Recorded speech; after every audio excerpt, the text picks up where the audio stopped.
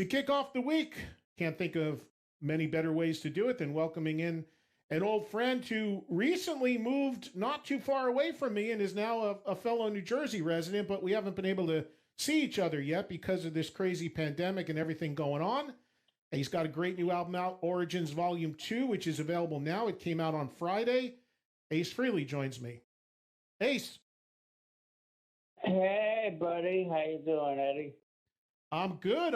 How are you liking the, you lived in Southern California for a long time. How are you liking being back on the East Coast? I'm loving every minute of it. You know, me and my girlfriend are getting like pumpkins and skeletons and stuff. We're all getting ready for Halloween. I got Monique living with me. I moved her back east. She's happy because she's near her mom and family and her grandmother. And, you know, the trees are starting to change. We're going to be getting a nice Christmas tree.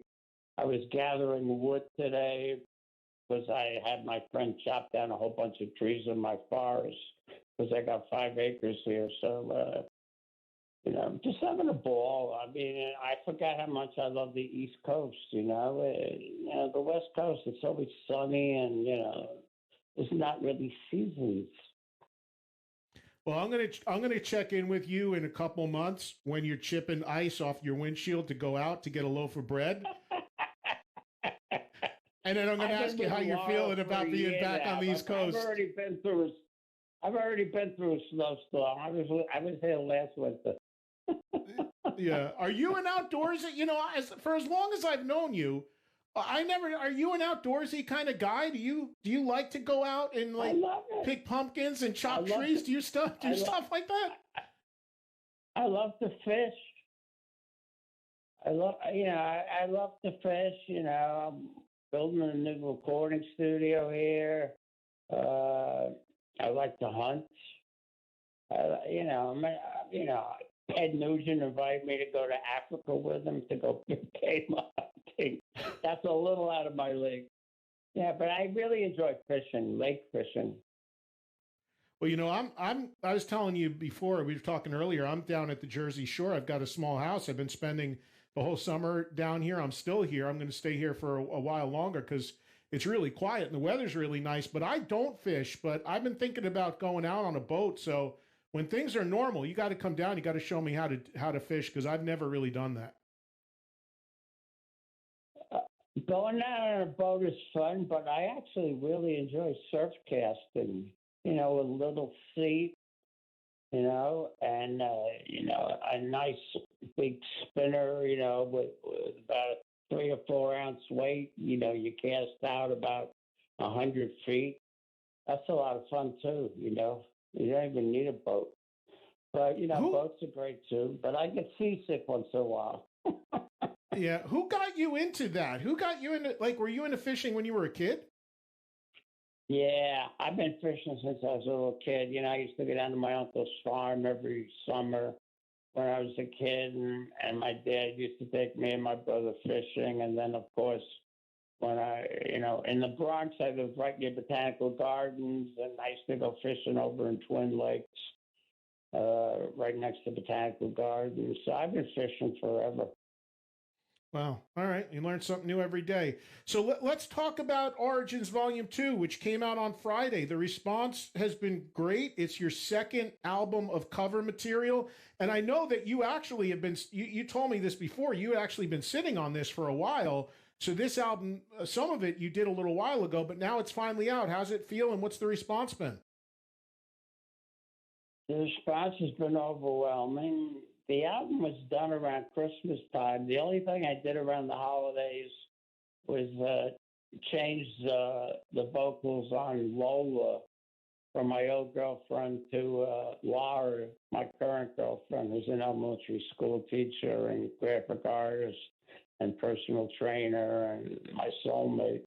And her vocals came out way better than my previous girlfriend's focus. So everybody's raving about Lola. So you did. So let's go through this track listing that you have here on this record. What was the criteria for you, Ace, when you decided to do a second album of cover songs? What was the criteria for the songs? Like, were these songs that you just personally love? Were there songs you had a personal connection to, a great memory to, bands you saw maybe growing up? Tell me about the track listing and how you picked which artist to cover this time around. The criteria for Origins Volume 2 is exactly the same criteria as Origins Volume 1.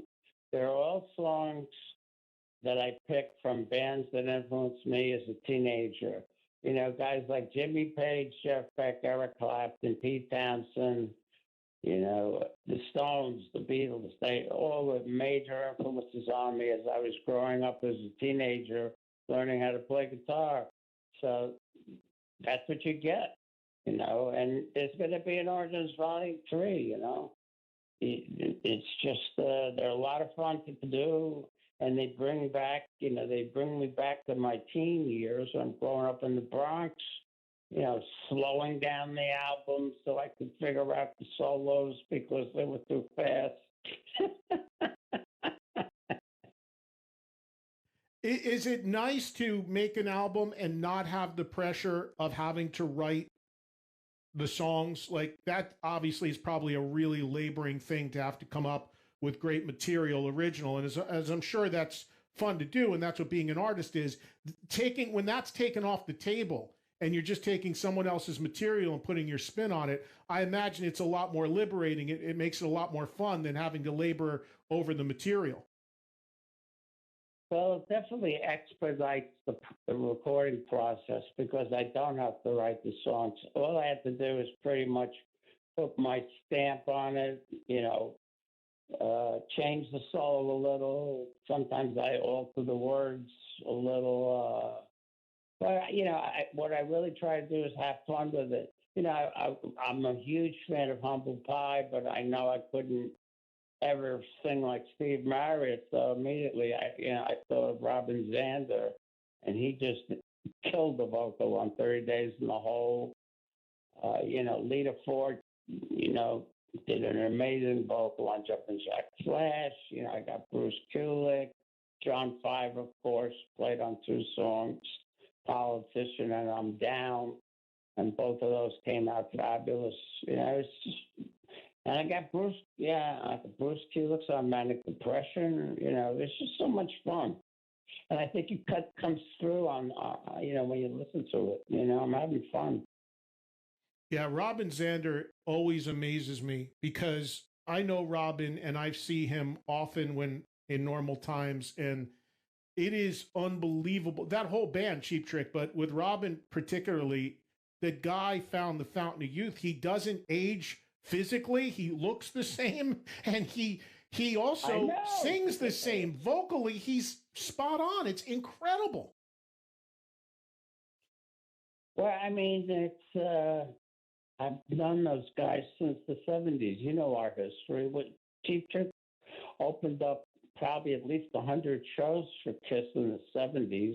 And I always used to party with those guys after the show. You know, you read my book, you know the stories. And they were so much fun to hang out with and tour with. And we've remained friends over the years. And it was just a pleasure working with Robin again. Hey, so if we can, what I'd like to do is run down the track listing on Origins Volume 2 and just give me a word or two about each song and maybe any connection you had to the artist or the reason you did it. Maybe if you saw that artist live when you were younger or shared a stage with them or something. So starting with Good Times, Bad Times, which of course is Led Zeppelin, the thing that jumped out at me about that is towards the end of the song, it sounds like, now I don't know how that song ends with the Zeppelin version. I didn't turn it way up at the end, but you sort of add some stuff towards the end of that, don't you, vocally? Yeah, I sent a message to some people that have done me wrong over the years. And I talked about, you know, you're going to get yours, you know. In so many words. I didn't say it that way. I said, you know, they miscalculated my resolve. I added a few lyrics, but the Good Times, Bad Times is such a special song for me because I saw Led Zeppelin's first New York appearance at the Fillmore East, opening up for Iron Butterfly, and they just completely blew Iron Butterfly and everybody off the stage, blew everybody's minds. And after they finished performing, half the audience left on the headliner. So that must have been really embarrassing for Iron Butterfly. I felt bad for them. Did any of the Zeppelin guys ever come out to see Kiss back in the 70s? Not that I remember. I've been in clubs with Jimmy Page, but we never really hung out and talked. I've hung out with Keith Richards. I've hung out with Pete Townsend. Belushi. But I never really got a chance to spend quality time with Jimmy Page. But hopefully in the future, I will at this juncture, since I've already recorded 2 of Zeppelin songs, one on Origins Volume 1 and now one on Origins Volume 2. I don't know if you remember this, but back in the 70s, like 76, 77, 78, when Kiss was ranked the biggest band in the world with the Gallup poll and all that, back in those days, there would be like magazine covers that would say stuff like Kiss versus Zeppelin, who's better? Do you remember that stuff back then? Like that sort of rivalry that existed, at least in the press? I don't remember that rivalry, but obviously Led Zeppelin kicks our ass hands down. Musically, obviously. But, right. we were known more for the big show. Zeppelin musically just not only kicked our ass, but just kicked about everybody else's ass in those days. Nobody came close to Led Zeppelin. Right. I think at that time, because I have the magazine covers, whatever it was at the time, but I think it was coming from a place of more just rivalry in terms of popularity, because both bands had been so huge in the mid 70s like that. So it's always interesting to look back on that. So the next track on here is Never in My Life, which is a mountain song. And I think, I know Leslie, and I think when it comes to most people in the US, they know Mississippi Queen, but they've never really dug deeper into the Mountain catalog. And when you do, there's some really great stuff in there. And I was glad that you didn't do Mississippi Queen and you did that song, because it's a different song that not everybody knows. It's a great riff song, and if you notice on this record, a lot of the songs are riff orientated, and I just love songs that kick off with a guitar riff. You don't find that in music today anymore. Most of the music today is a lot of homogenized. A lot, you listen to a band, you're not sure who it is. Back then when I was a teenager, if it was Led Zeppelin, if it was Jimi Hendrix, if it was the Beatles, if it was the Stones, you know immediately. Today, when you listen to the radio, you put it on, for the first 10 seconds, you're not sure who it is because, so many songs sound so similar. The production is so similar. Yeah, that's a really important thing. And that's something that I can say as a fan is one of your trademarks. When people hear a guitar solo from you, they know immediately that's Ace. And when you hear Leslie West, that's Leslie West. You're Jimmy Page, it's Jimmy Page. Having that signature style and sound is a really big intangible, I think, of what makes a great guitar player. Leslie's a good friend of mine. I've been to his house, and I think he's one of the most underrated guitar players of this time and era. He never played fast, but whenever he played, he just knew where to place the notes. He was a blues-based guitar player, and he used notes sparingly, but, so melodically and so beautiful. I love all his solo work. Yeah, he's a character, too. He's a funny guy. He'll always make you laugh. You could say that again. No matter what he's dealing with, the guy lost his legs, whatever's going on, he still has a sense of humor about him. He's always, I talked to him not long ago. He's always got a great spirit about him. Space Truckin', the Deep Purple tune seemed very appropriate for you to do for sure. I originally recorded that for Origins Volume 1 up in Turlock, California at the Creation Lab at my good friend Matt Swanson's studio. And it just wasn't up to par at the time I recorded it. So, when it came time for Origins Volume 2, I revisited that track, redid the vocals, redid the guitar solo, tightened up the arrangement, and it worked very well this time around. Yeah, and I'm Down you did as the Beatles classic, of course. Did you ever see the Beatles, Ace? Yeah, sure. At Where? the Shea Stadium. You were? You couldn't hear them, though, because there were so many girls screaming. Yeah, I'd heard that. They didn't have huge PA. They didn't have huge PAs like they have now. Of all the Beatles songs, and there are obviously so many great ones, why did you choose I'm Down? And I don't know if you know this, Aerosmith did that too on an album about 25 years ago. They did a cover of it. But why did you decide to do that particular one? Well, I chose it because it was more of a hard rocker. As the Beatles progressed with their career, and experimented with LSD, so on and so forth. Their music became more, softer and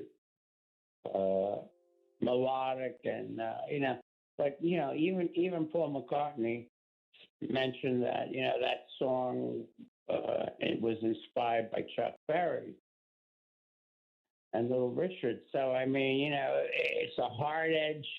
It's a B-side, and I can't believe it was recorded in 1965. It's a long time ago. You got Jumpin' Jack Flash on here, a Stones tune. You did a Stones tune on the first Origins. Why'd you decide to do this one this time around? Well, I love the Stones, and obviously, I can sing Jagger songs because Jagger is what I wouldn't consider him a virtuoso vocalist, so that's why I've always been able to sing Rolling Stone songs. But I thought it'd be great to get Lita Ford, which would give a nice spin on Jumpin' Jack Flash, and have a gal sing it. And I called up Lita. She spent the weekend at my house. I've known Lita since the Runaways. The Runaways used to open up for Kiss. So she was the logical choice. She did Wild Thing with me on Origins Volume 1, and she was more than happy to accommodate me with Jumpin' Jack Flash, and we had a blast. Like you said, you've covered the Stones before. The first time people heard you cover the Stones was in '79 on the Kiss Dynasty album when you did 2000 Man. Whose idea was that at the time? Because Kiss at that point hadn't done many covers. I'm imagining you brought that idea into the band and said you wanted to do it? I brought the idea in, but actually I got the idea from my buddy Chris Cassone, who was the engineer at my friend's recording studio in North White Plains. And I just came up with that hard driving rhythm that the original version doesn't have, and it just seemed to work so well live, and it's become a classic. Were the other guys, were Gene and Paul on board with the idea, or did you have to sell them on it to do that song on a Kiss album? I didn't really have to sell them that, when I played them the rough demo that I did of it, they said this is bitchin'. It's a great song. You sing it well. It's got a driving rhythm to it, and the producer at the time, I forget who produced that record with 2000. Vinnie Poncia. Was that Vinnie? Yeah, Vinnie loved it. Vinnie was on board immediately. I played it for Vinnie first. And if there were any reservations between Paul, Gene, and Peter, I think Vinnie talked them out of it. But I don't really remember exactly how everybody reacted to it. But I know Vinny fell in love with it, and everybody else went along with it, and it turned out to be a big success for me. And I performed it live numerous times. Yeah, it was in the live set. I think almost every show on that Dynasty tour is a big highlight moment for you singing in that live show. And a lot of fun to do too. Politician closes out what would be the first side of the record. I'm looking at the CD, but would be the first side. And that, of course, a Cream song, needless to say, I mean, look no further than the Clapton influence, I would imagine there, right? Yeah. That's Monique, my daughter's favorite song. And John Five did an amazing solo with me on that. You know, if you listen to Cream's version, Clapton's playing two solos at the same time. And I said, Matt, I said, John, we got to do the same thing. We actually did it in one take, and we crossfaded it during the solo, you know, 4 or 5 times. If you listen to that track with headphones, you know, his solo goes from left to right, and mine goes from right to left, you know, a half a dozen times. It's a really cool track and a great riff. Politician. And, you know, somebody said something to me about it has political connotations. I didn't even listen to the lyrics. You know, it's more about the music for me. It always has been. Yeah, and the same thing. It's more of an album cut, and I think it's cool when you do that because you look at over the track record. You've got songs that were big hits for some of these artists, but then also not the big signature hits. So it creates a nice balance. Maybe even turn some people on to the original versions of some of these songs. Ace, if you can, give me a few more minutes. I want to put you on hold, and we'll come back. I want to go through the other tracks on the record. Is that cool? Fantastic. I'm here. All right, bud. Hold on. We'll put him on hold. There's Ace going on hold, and we'll come back after the break, and we'll go through the second side of some stories with Ace Frehley about Origins Volume 2, his new album, which is out now. All of these songs we're talking about, he's done his take on and has covered them, and we'll continue talking about the second side or the other half of the album right after this. Came out on Friday. You can hear Ace doing his take on all of these songs. So Ace, picking up where we left off, the next song on the track list is a song that's maybe one of the more popular songs in terms of airplay and well-known, and that's Lola, the Kinks tune. Of the Kinks songs that you could have done, you went with one of the bigger well-known ones there, one of their hits. What were your thoughts on that? Well, when Lola came out, it was a little controversial because, you know, if you listen to the lyrics, it's really about a transvestite, you know. But now in the year 2020, I don't think anybody cares about people's sexual preference, you know, whether you're inside the closet, outside of the closet, or standing next to the closet. It really doesn't matter. Nobody cares. Plus, you know, what was really special for that song is I got my girlfriend, Laura Cove, who's an elementary school teacher, graphic artist, and personal trainer, to sing harmonies with me and replace the vocals that my old girlfriend originally did in San Diego. And she just killed it and made the song that much better. I think it's a hit single. So you're probably going to do a single for that at some point, you think? I hope so. You know, if the record company agrees with me, you know. All right, next up, you got 30 Days in the Hole, which you mentioned before. Robin Zander, an unbelievable vocal, and the Humble Pie tune. Did you see Humble Pie with Steve Marriott back in the day? I saw Humble Pie perform at least a half a dozen times, and I was there both nights when they recorded Humble Pie live at the Fillmore East. Wow. But, you know, in my heart, in my mind, I realized I could never pull off the Steve Marriott vocal. So the first person that came to mind was Robin Zander, because, you know, he still got it. And when I called up Robin and asked him if he'd want to do a vocal, he jumped at it, and he just killed the vocal. I'm really happy with the way 30 Days in the Hole turned out. Yeah, we talked about Robin earlier. Just amazing, amazing how good he still is. Manic Depression, which of course is the Hendrix tune, and that's significant among Kiss fans because that is a pairing of you and another former Kiss guitarist, Bruce Kulick. So do you have a long history with Bruce? Did you know Bruce prior to him being in Kiss in the 80s? Well, I've been friends with Bruce for years. I ended up doing a guitar solo on that band that Bruce had with ESP with Carl Cochran and Eric Singer. His current drummer. Why is his name evading? Eric Singer. Eric Singer. Yeah. Yeah. When I was living in LA, I did a guitar solo on the ESP record. And me and Bruce have been friends since then. We've done some rock and roll fantasy camps together. And we also did the Kiss Cruise several years ago together. And when Bruce found out I was doing Origins Vol.2, he expressed interest in performing a guitar track with me. And since we're both Hendrix fans, I said, pick a song. And he goes, how about Manic Depression? And he just killed the solo. And then me and him riff off together at the end. And you can hear the difference between his style and mine, of course. But, out of all the guitar players that have replaced me,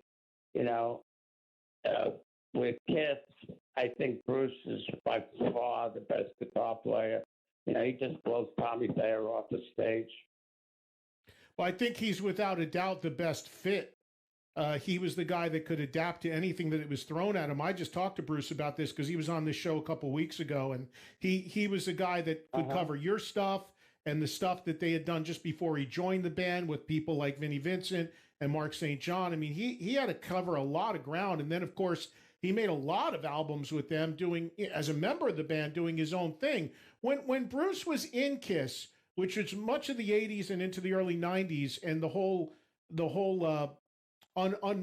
non-makeup era, did you pay much attention to that stuff? Did you see those videos? Did you hear those songs? Did you ever watch live concerts? I heard some of the stuff. I never went to see Kiss without me in the band, but I saw some stuff on YouTube, and I've heard some tracks. And what I loved about Bruce was that, he didn't play my solos note for note. He kind of made them his own. Tommy attempts to copy me note for note, but, he just doesn't have the swagger or the guitar style or attitude, to really make my solos, sound the way they're supposed to. But, Bruce is a more confident musician, I think. And, he changed some of my solos a little and made them his own. And I respect him for that. And then, of course, I just remembered you shared the stage with Bruce the first time, which was the Kiss Unplugged taping, when you guys all performed together, which led to the reunion, of course. Yeah. Bruce is a sweetheart, I've known Bruce now, well over 10, 15 years, and he's just a great guitar player and a great guy to hang out with. The next track on the Origins Volume 2 is a song, I'll be honest, I don't know much about. It's called Kicks, and the original version is Paul Revere and the Raiders, correct? That's correct. When I used to come home from school, I immediately put the TV on, and there was a show called Upbeat, and I forget there was another show. Well, Paul Revere and the Raiders ultimately were on TV all the time in the afternoon. And, most of my fans, especially the younger guitar players that I influenced that are fans of mine, probably never even heard of Paul Revere and the Raiders. But I always loved that guitar riff in the song Kicks. And above and beyond that, I think it's a really positive message for the youth of today, because it's an anti-drug song. And the nice thing about that song as well is there was no guitar solo in that song. And me and my engineer, Alex Salzman, decided to do a short guitar solo with 3-part harmony that just, added something, gave the song another dimension and took it to a different place, And I'm thrilled with the way it came out, and everybody seems to love that version. We got to get out of this place. We Got to Get Out of This Place is on there. Of course, a very, very well known song. Tell me about that one. Well, I like that. Gotta get that. There you go again. I picked that song for the riff, and a lot of people have said to me, that's like an anti-war song, and I never even really listened to the meaning of the lyrics. What made me pick that song is, number one, I was a fan of the Animals. Number two, I could sing it, and number three, I thought that was a great riff with a great arrangement and a great hook. You know, and I never even thought of the political connotations. And speaking of great riffs, now on Origins Volume 1, you covered your own material on a song or two. I know you did Cold Gin. I don't have the track listing in front of me, but this time around you did cover one of your own songs with Kiss, well, one of the songs at least recorded when you were in the band, and that's She. Yeah, I didn't write it. Right, but meaning your own song at your era of the band. And it closes out the record, and that's significant because that's the one song you did with your current touring band, right? Well, the beauty of doing She was it allowed me to showcase my touring band because those guys did the vocals, I laid down the rhythm track and stuff, and I think, I'm not sure if I played bass on it or Alex did. Well, we did a type version of it, and I threw down a solo, and then, of course, Jeremy, doubled the solo, with octaves and stuff like we do live, which takes the song to another level. But I'm really thrilled with the harmonies that they did. I think they killed the vocals on that tape. Yeah, your live band rounds out the album really nicely, and the record company was very happy with the bonus track. Yeah, your live band, your current live band is killer. For people who haven't seen it, those guys are great, and they're all big fans, and they do such justice to the material. Now that's the track listing on the record. One other thing I want to ask you about the record, and I'll hit you with a couple other quick things. I'll let you go. I have this on CD, which is still my favorite format. And I got to tell you, it kind of reminds me of back in the day when I was a kid and would get a Kiss record. The first thing I would do beyond listening to it was check out the packaging, because the packaging was always so cool. There was stuff in it. There was a poster, tattoos, a love gun, whatever. It was a big deal. I got to tell you, the packaging on this, even for the CD version, which I have, is fantastic. The artwork is so cool. Inside, you got a nice pullout with nice liner notes. Julian Gill wrote those. All the information about the tracks, and then a really cool poster of you now, but also little photos or drawings of you in makeup with Kiss shooting the rockets. I know you've always been into graphics and art and things like that. Were you heavily involved in all this? I wasn't heavily involved in the packaging, but my record label E1, I just re-signed with them a few months ago for another 3 records, which is going to be another studio record, an Origins Volume 3, and probably another studio album. But we have history now. They know they can count on me. They know I deliver. So they go the extra mile, and they pull out all the stops when it comes to packaging, because they know that's going to make the difference between, the album selling X amount or selling, a lot more, because of, they're great marketers. Ken Gullick is vice president of marketing and good dear friend of mine, and he was partially involved in getting me signed to E1. And it's funny, he told me when they first signed me for E1, a lot of people said to him, "You're never even going to get the album finished," because Paul and Gene had trashed my name so badly in the business, with drugs and alcohol and everything, but I just celebrated 14 years sober, and, I've done very well with E1, and all the albums I've given to them, they've loved, and we have a great relationship. And like I said, they pulled out all the stops on the packaging and went the extra mile and spent the extra money to do what a lot of other labels wouldn't normally do. Yeah, it's really cool. The poster is the graphics on the poster are so cool. That there's like Madison Square Garden behind you, and then the different eras of you in the classic Kiss costume, and then the current shot in front, and it's just really like as somebody that still loves getting music in physical form and not streaming it and all that. I appreciate when you get a little something extra in the CD that makes it worthwhile, owning physically, and I think it's just really well done. And I know Ken, so I'm not surprised he did, being such a fan, he put that extra effort into the packaging.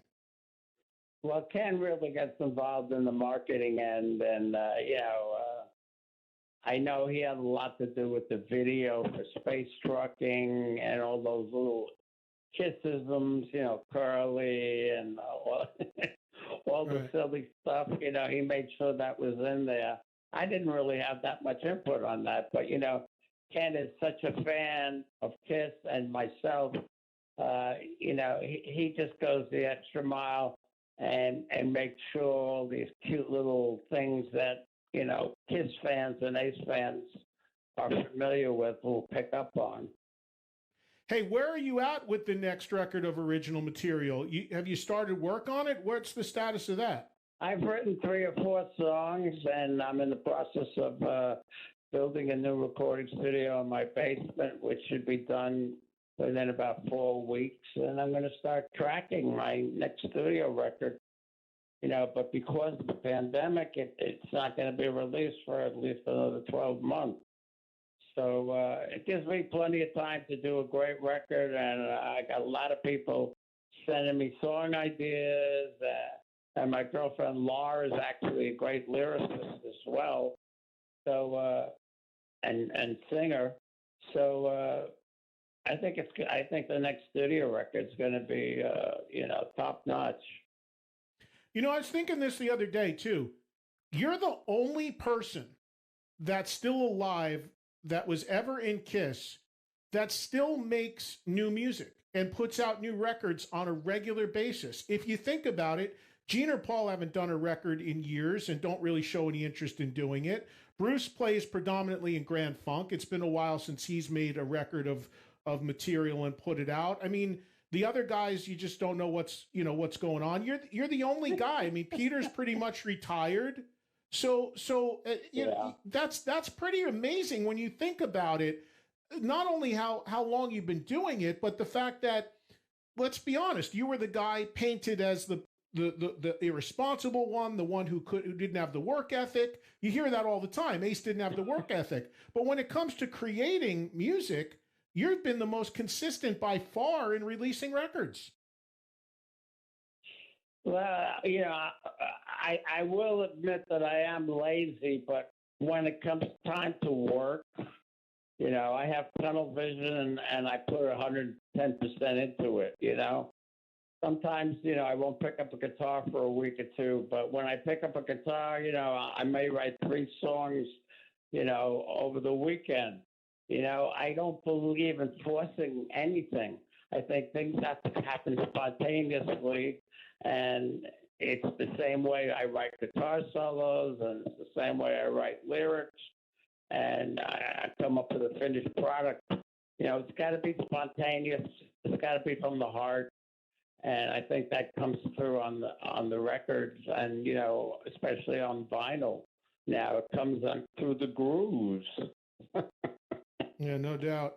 Hey, I only got a few minutes left, and then I'll let you go. What is your relationship like these days with Gene and Paul? Have you had dialogue with them? Is there, their tour was suspended because of the pandemic? I stay in touch with those guys from time to time. Gene buzzed me,